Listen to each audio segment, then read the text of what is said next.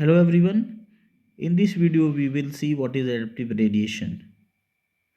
अच्छा देखिए adaptive radiation क्या होता है ये डेफिनेशन से समझते हैं. The process of evolution of different species the process of evolution of different species in given geographical area starting from a point and literally radiating to the other area of species.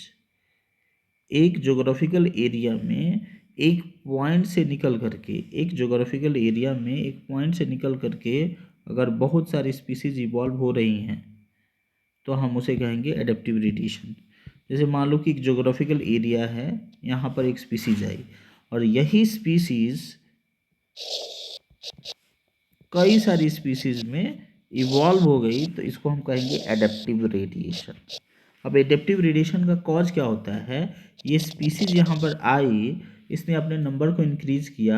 जब इसने अपने offspring के number को increase किया तो obviously resources की ज़्यादा से ज़्यादा ज़रूरत पड़ी, संसाधन की ज़्यादा ज़रूरत पड़े. अब संसाधन की जैसे ही इसको ज़्यादा ज़रूरत पड़ी तो ये गए अलग अलग जोग्राफिकल रीजन में संसाधन को यूज करने के लिए, रिसोर्सेज को यूज करने के लिए. और जब ये रिसोर्सेज को यूज करने के लिए अलग अलग जोग्राफिकल रीजन में गए तो जैसा वहाँ पर इकोसिस्टम था उस इकोसिस्टम के अकॉर्डिंग अपने रिक्वायरमेंट के अकॉर्डिंग अडेप्ट होकर के रह गए, है ना. और ये जो अडेप्ट होकर के रहे और उसकी वजह से नई स्पीसीज इवॉल्व हुई, इसी को कहते हैं एडेप्टिव रेडिएशन. लेकिन इसको हम क्लियरली एक एग्जाम्पल से समझने की कोशिश करते हैं. एक साइंटिस्ट थे, उनका नाम था डार्विन. डार्विन जो थे उन्होंने साउथ अमेरिका के पास एक आइलैंड था, उसका नाम था गलापागो आइलैंड. वो गलापागो आइलैंड पर जा कर के उन्होंने बर्ड्स की, कुछ ब्लैक कलर की बर्ड्स की एक्सटेंसिव स्टडी की, है ना. उन्होंने देखा कि ये जो बर्ड्स थी उनमें सब कुछ काफ़ी ज़्यादा सिमिलैरिटी थी, लेकिन एक बड़ा डिफरेंट था. बड़ा डिफरेंट क्या था कि उनका शेप ऑफ द बीक जो था ना, शेप ऑफ द बीक वो डिफरेंट था.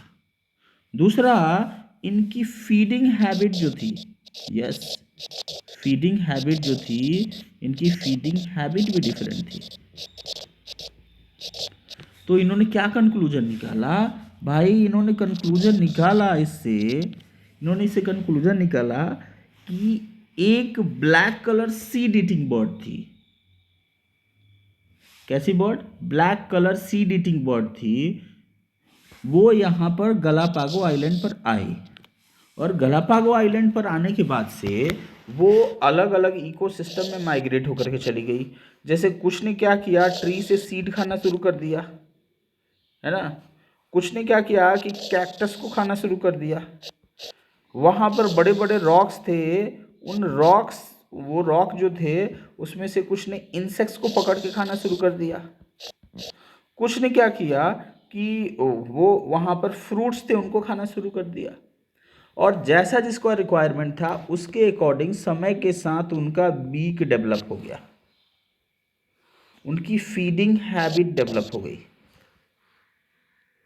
और ये अलग अलग स्पीसीज में इवॉल्व हो गया ना. ये एडेप्टिव रेडिएशन, यस, यही तो एडेप्टिव रेडिएशन है. इनके एंसेस्टर तो कॉमन एक ही थे ना, इसी से सारे के सारे इवॉल्व हुए ना, तो ये हो गया एडेप्टिव रेडिएशन. अच्छा देखें, जो एडेप्टिव रेडिएशन होता है ना, ये डाइवर्जेंट इवोल्यूशन भी होता है. क्यों डाइवर्जेंट इवोल्यूशन होता है? क्योंकि इनके एंसेस्टर तो कॉमन है, इनके इंटरनल स्ट्रक्चर्स भी काफ़ी हद तक कॉमन है, ये होमोलोगस ऑर्गन भी शो कर रहे हैं. और अगर ऐसा है, किसी के एंसेस्टर कॉमन हो, कॉमन एंसेस्टर से कई सारी स्पीसीज इवॉल्व हुई हो, तो उसको डाइवर्जेंट इवोल्यूशन ही तो कहते हैं ना. और उसका प्रूफ क्या है? इनके पास बहुत सारे होमोलोगस ऑर्गन हैं.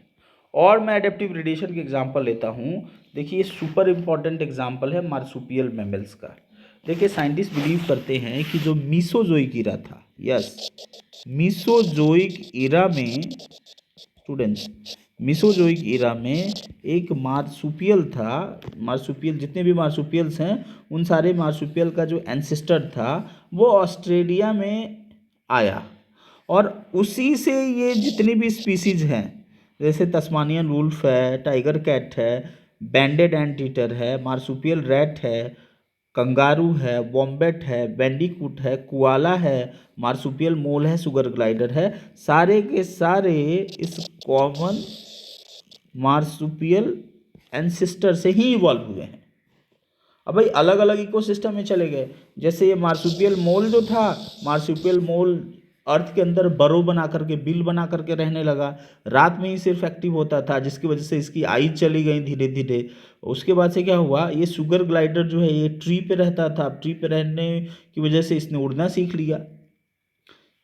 या फिर आपका ये कोआला है, बैंडिकूट है, बैंडेड एंट ईटर है। लेकिन इन सब में कॉमन क्या है? कॉमन ये है कि इनके एंसेस्टर एक ही थे। तो ये भी एडेप्टिव रेडिएशन का एग्जाम्पल है। जब इनका एंसेस्टर ऑस्ट्रेलिया में आया तो अलग अलग इकोसिस्टम में चला गया, वहाँ पर अडेप्ट होकर के रहने लगा, अलग अलग स्पीसीज में इवॉल्व हो गया। तो ये भी एक एग्जाम्पल है एक्सीलेंट एडेप्टिव रेडिएशन का। बाकी देखेंगे नेक्स्ट वीडियो में आगे।